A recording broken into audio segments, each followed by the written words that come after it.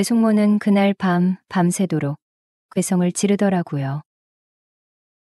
졸업하고 성인이 된 지 얼마 안 되었을 때였습니다. 저희 외삼촌은 전라도에 살고 계셨습니다. 방학 동안 너무 힘들게 오가다 아르바이트를 한 저는 단 일주일이라도 놀러 가라고 엄마가 강권해서 외삼촌 댁에 가게 되었습니다. 솔직히 가기 싫었습니다. 놀아도 서울에서 친구들과 놀고 싶죠. 그런 시골에 가기는 싫었거든요. 하여간 어쩔 수 없이 놀러 갔습니다. 일주일이 참 지겹겠다 싶었는데요. 첫날은 삼촌이 맞아주셨지만 다음 날부터는 외숙모랑 둘이 있는 시간이 참 많았습니다. 무슨 일인지 외삼촌은 일주일 중에서 일주일의 후반기 3일은 집에 들어오지 못하셨습니다. 그 사실을 알게 되니 솔직히 너무 좋더라고요. 이 어린 놈이 뭘 안다고 그저 다른 남자가 하나 없다는 것에 기쁨을 느끼나 하는 생각이 드네요. 남자라면 느끼시겠죠?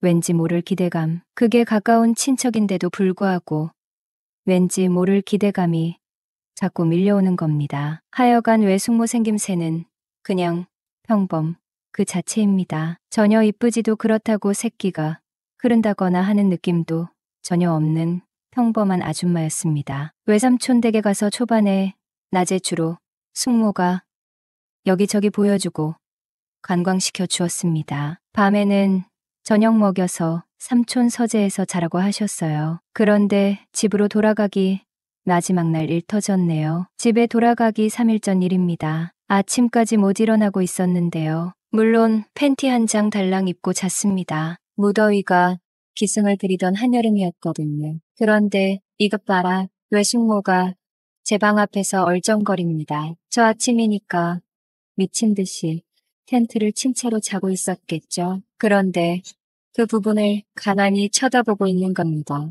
그 기분이 참 묘하더군요. 외숙모의 그 눈빛을 잊을 수가 없습니다. 뭔가 촉촉하게 쳐다보는 그 눈빛을 잊을 수가 없습니다. 그 뭔가 심각하면서도 발그레한 느낌의 시선 말이에요. 제가 어떻게 그 눈빛을 봤냐고요? 숙모가 하도 집중하느라 제가 실눈 뜨고 쳐다보는 걸 금방 모르더라고요. 하지만 어느 정도 시간 지나고 제가 보고 있는 것 아는 것 같더니 그냥 가시더군요. 다음날 아침 저는 장난을 좀 쳤습니다. 제 거를 꺼내놓은 거죠. 솔직히 꺼내놓고 잤는지 아침에 텐트 밖으로 빠져나온 건지 잘 모르겠습니다. 꺼내놓고 잤다고 해도 저절로 들어가기도 하잖아요. 역시 아침에 온 숙모 뚫어져라 쳐다보네요. 그때 분명히 들었습니다. 헉 하고 놀라는 소리 말이에요. 아주 작고 조그만 소리였지만 분명히 들렸습니다. 정말 사람이 무엇인가 놀랄만한 일이 생기거나 예상치 않은 일을 보면 헉소리를 내더군요. 그리곤 계속 쳐다봅니다. 속으로는 이거 괜찮을까 하는 생각, 반이랑 제발 가까이 와서 어떤 액션이라도 취했으면 하는 생각이 또 반이었습니다. 하지만 외숙모는 오지는 않더군요. 왠지 너무 기분이 좋았습니다. 조금 있다가 제 옆에 누군가가 앉는 소리가 들립니다. 눈을 감고 있었지만 당연히 외숙모겠죠. 집에는 외숙모와 저밖에 없었으니까요. 이렇게 되니까 제가 겁이 나서 눈을 꼭 감게 되더군요. 정말 시간이 어떻게 지나가는지도 모르게 오래되었습니다. 아니, 저만 그렇게 느낀지도 모르겠어요. 하여간 제 딴에는 그 정적과 고요가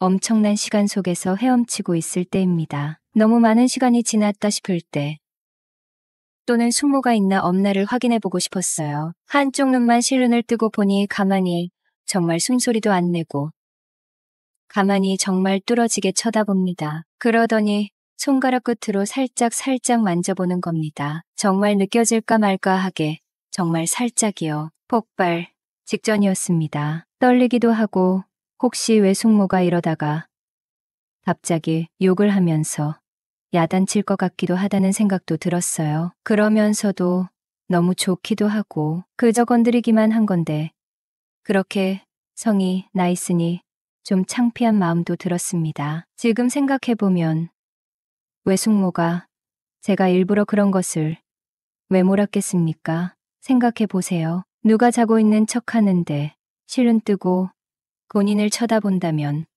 그걸 모를까요? 다 알고 있는 겁니다. 그런데 이렇게 보고 있자니 갓성인이 된 어린 놈이 일부러 그런 것에 대해서 여러 생각을 했겠지요. 하여간 계속 손가락으로 건드리더군요. 미치겠더라고요. 저도 모르게 한숨이 훅 하고 나왔습니다. 한숨이 아니라 숨이 가빠져서 나도 모르게 나오는 숨소리였을 거예요. 숙모는 화들짝 놀래더니 정말 조용히 밖으로 나가십니다. 정말 그저 어린 시조카에 대한 호기심이었던 것 같습니다. 또는 친척인 것을 보게 돼서 느끼는 자극이나 환상. 이런 거겠죠? 그리고 제가 일부러 노출하는 것을 다 알고 있었던 것 같고요. 이 자식이 일부러 이러는 건데 지금 내가 조금 건드린다고 해서 문제가 될까? 이런 고민도 했겠지요. 숙모가 나가고 벌떡 저는 화장실로 갔습니다. 안 가고는 못 베기겠더군요. 좀 전에 내 두세 뼘도 안 되는 거리에서 외숙모가 쳐다봤다는 사실이요. 거의 3분도 안 돼서 콸콸 쏟아집니다. 이 비릿한 냄새. 갑자기 정말 후회가 미친 듯이 밀려왔어요. 이거 괜한 짓을 해서 문제되는 것 아냐?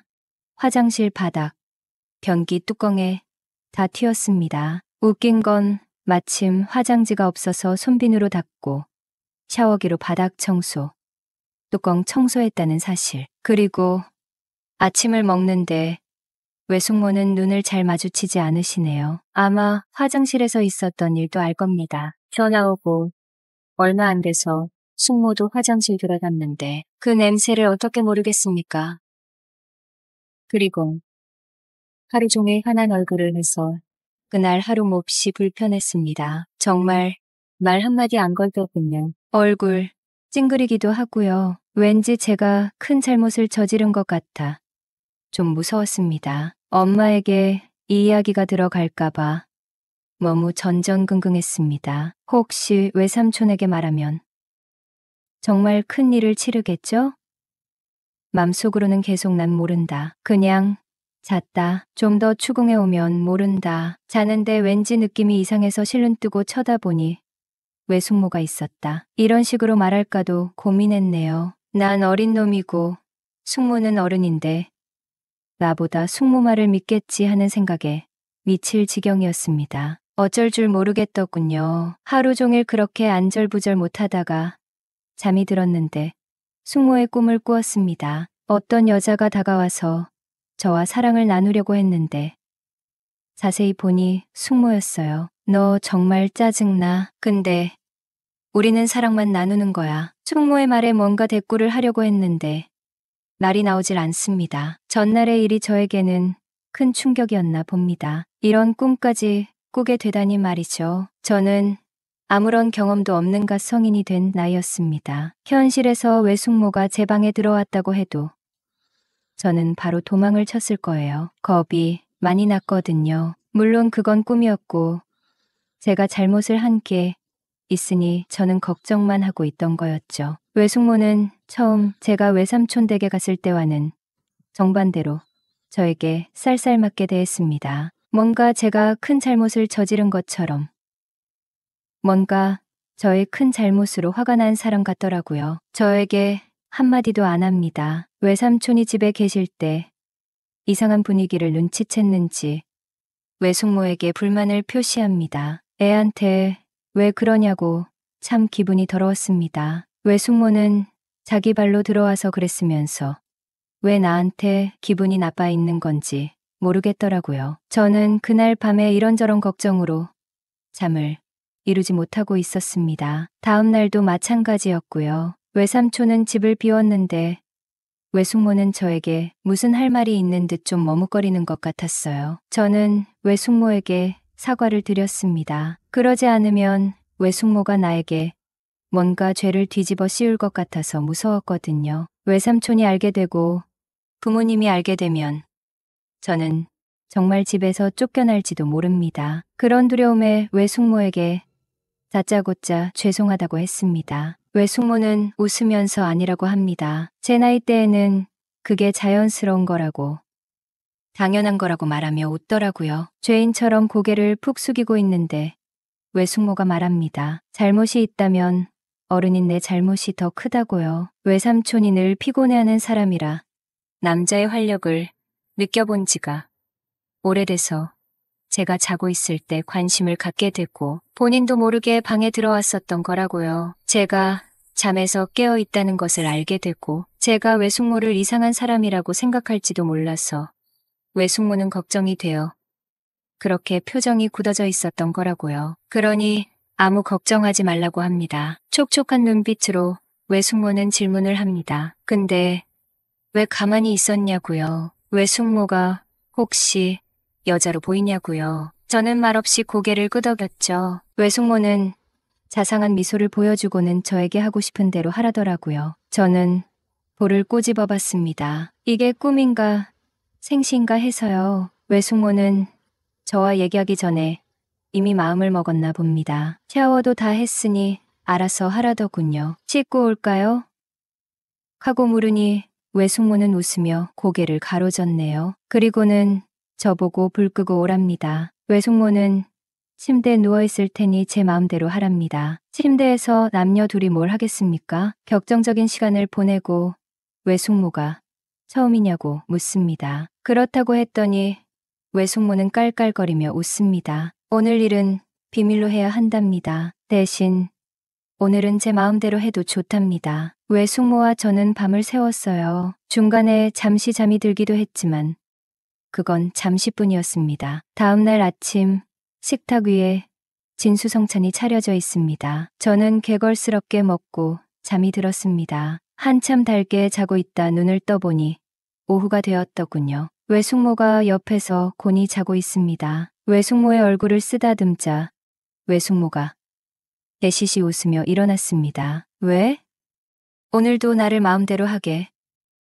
그래도 되는 거냐 물었더니 외숙모는 이제 난 네 거야. 언제든 마음대로 해도 돼. 이렇게 말하며 손으로 입을 가리고 웃더군요. 외숙모가 이렇게 교태스러운 눈웃음을 가진 사람인지 그날 처음 알았습니다. 그날 밤도 외숙모의 괴성을 들으며 끝없이 일을 치렀습니다. 다음날 저는 집에 올라왔습니다. 정말 오기 싫었죠. 터미널에서 외숙모와 헤어지는데 얼굴을 보니 외숙모 눈 밑에 다크서클이 지나더라고요. 외숙모와 매일 같이 통화를 했습니다. 언제 오냐, 보고 싶다.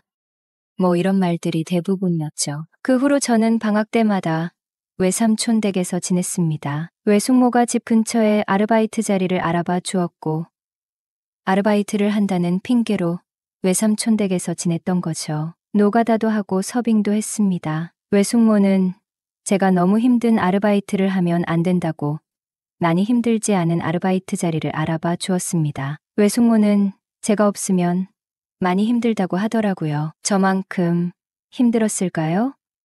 둘 다 힘들었겠죠. 외숙모는 제가 오기를 기다리지 못하고 저희 집에 혼자 올라온 적도 많습니다. 친구 결혼식이 있다, 친척 결혼식이 있다는 핑계로 서울에 올라와서 저희 집에서 며칠 지내다 가곤 했죠. 물론 목적은 저를 만나러 온 것이었습니다. 외삼촌이 집을 비울 때를 골라서 온 것이니 챙겨야 할 식구도 없었던 거죠.